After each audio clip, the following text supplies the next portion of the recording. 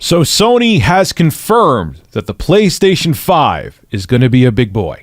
And there's a reason for it. Skip it up and that up.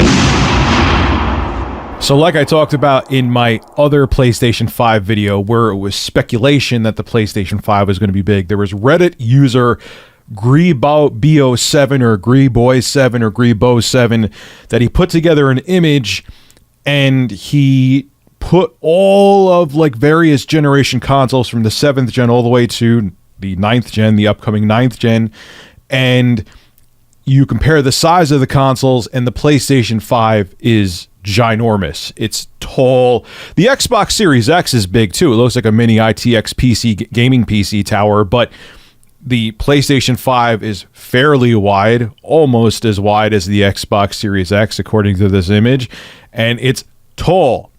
And there's a reason for that, and Sony has confirmed that the PlayStation 5 is big, and this is what they had to say. Matt McLaurin, who is the vice president of the user design experience over at PlayStation, confirmed on his LinkedIn when people asked him questions there that, yes, the PlayStation is large, and there's a reason for it. What I'm about to read now comes from GamesRadar.com. I'll have a link below in the description. One commenter asked why the PlayStation 5 needed to be bigger and bulkier than PS4. Thermals, McLaurin answered. This gen is little supercomputers. While the 7nm process delivers amazing heat performance for the power is very extreme. McLaurin comments about the 7nm process refers to the ever-shrinking semiconductor technology that allows tech companies to fit higher performing components into the same amount of space. The other half of the equation is making sure those new components don't overheat.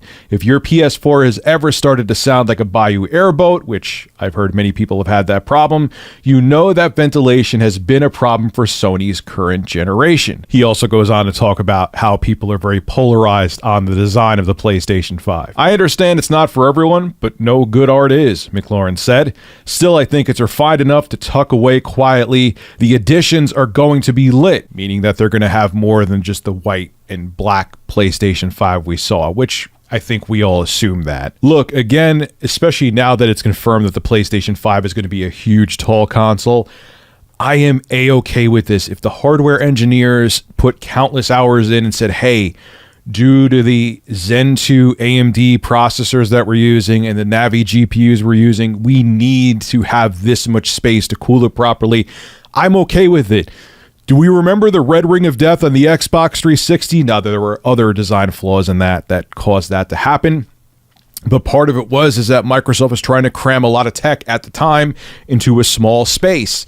And I don't want to see that repeated. I want to buy a piece of hardware and not think about it, not worry about it, and just play damn games on it. And if Sony making the PlayStation 5 be that big means that will happen, then so be it. Now, does it guarantee we're not going to have hardware issues with the Series X and PlayStation 5 when they release? No.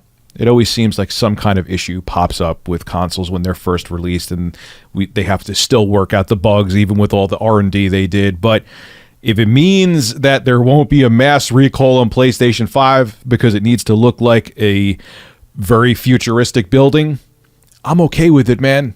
Just let it be. Let it be ugly. If it's ugly and works, that's fine with me. This is Rich of Review Tech USA signing out. Have a good one. Hey, if you enjoy my content, consider becoming a Review Tech USA member. I'll have a link below in the description. I live stream now on this channel all the time, and it gives you access to cool emoticons to use as well while I live stream. Again, link below in the description. Thank you for your continued support.